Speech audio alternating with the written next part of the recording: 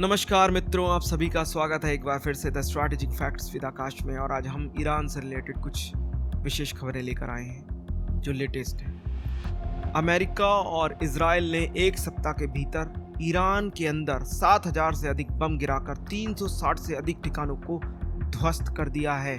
इसमें सैन्य सुविधाएं पर हमले शामिल हैं, साथ ही अस्पतालों, ऊर्जा अवसंरचनाओं और एक लड़कियों के स्कूल जैसे नागरिक अवसंरचना पर हमले भी शामिल हैं। अमेरिका और इजराइल ने मिलकर ईरान के अंदर गहरे हमले किए हैं। ईरान ने जवाब में मिसाइलों और ड्रोन दागे हैं। तेल के दाम बढ़ रहे हैं, वैश्विक बाजार हिल रहे हैं। लेकिन सबसे बड़ा सवाल यह है कि ये युद्ध अब अमेरिका के नियंत्रण से बाहर जा रहा है। क्या ईरान पूरी तरह से टूटने वाला है या फिर युद्ध अब और बड़ा होने वाला है?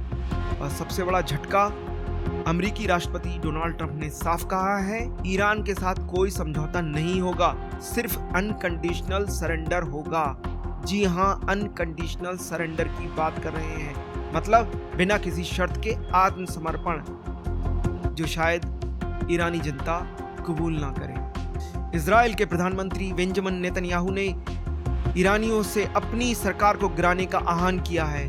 यानी कि नेतन्याहू ने साफ कहा है कि ईरान के सभी वर्गों, फारसियों, कुर्दों, अजहरियों, बलूचियों, उठो, ऊपर हुए अत्याचारों के खिलाफ खड़े हो जाओ और अपना शासन नया बनाओ, स्थापित करो।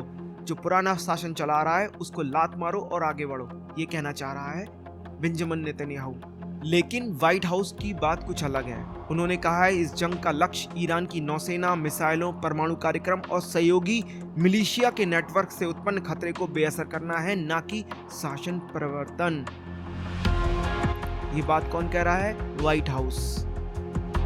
अब बात करते हैं ट्रंप ने क्या कहा है। ट्रंप ने संकेत दिए हैं कि यदि मौजूदा शासन के भीतर किसी व्यक्ति की नीतियां अमेरिका को स्वीकार हों तभी वो सत्ता संभाल सकता है, अन्यथा नहीं।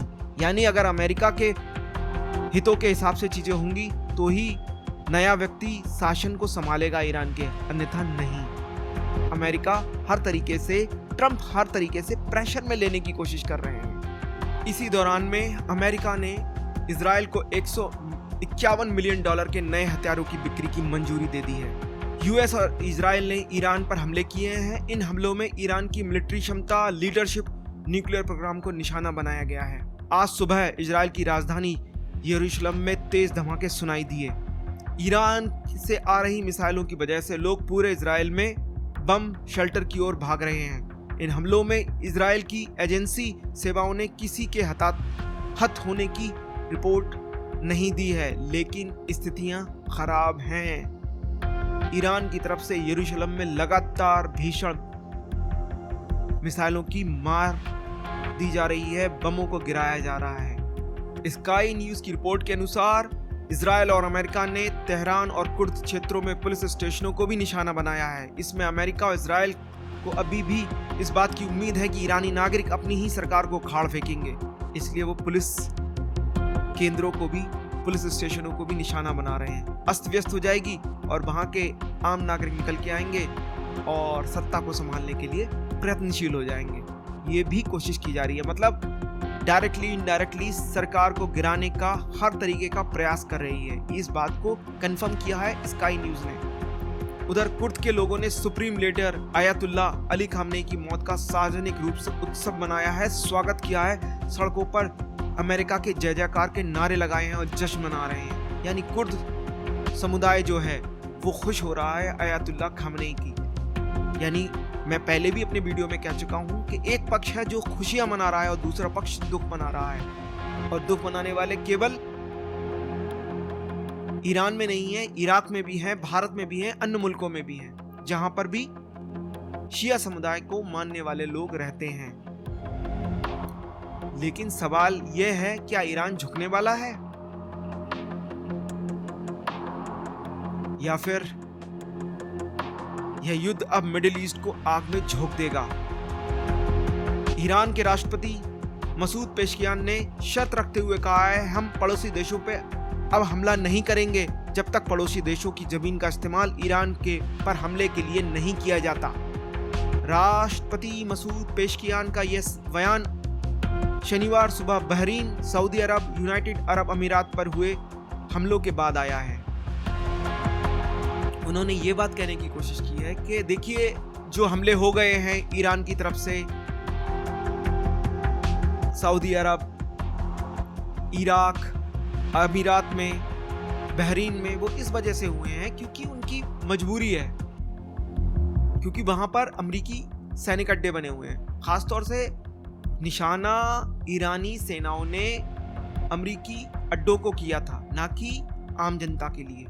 लेकिन कई बार ऐसा हो जाता है कि परिस्थितियां बिगड़ जाती हैं और मिसाइल अपना ट्रैक खो देती है। इस तरीके की बात को पेशकियान ने रखने की कोशिश की है। साथ में वो एक शर्त भी रख रहे हैं इन देशों से कि प्लीज अपने जमीन का इस्तेमाल ईरान के खिलाफ ना होने दें, वरना हमारी मजबूरी हो जाएगी कि हम हमले करें।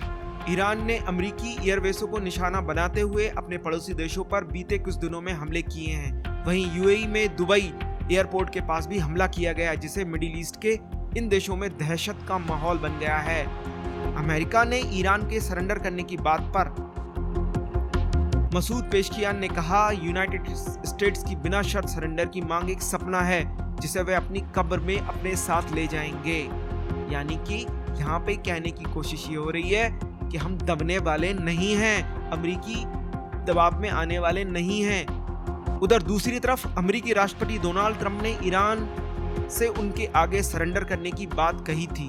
ट्रंप ने ट्रुथ सोशल पर पोस्ट करते हुए कहा था, जब तक ईरान पूरी तरह झुक नहीं जाता तब तक किसी भी कूटनीतिक रास्ते की गुंजाइश नहीं है। लेकिन दूसरी तरफ राष्ट्रपति पेजेश्कियान कह रहे हैं कि भैया हम दबने वाले नहीं है, किसी कीमत पे कुछ भी हो जाए, जो भी करना है कर लो।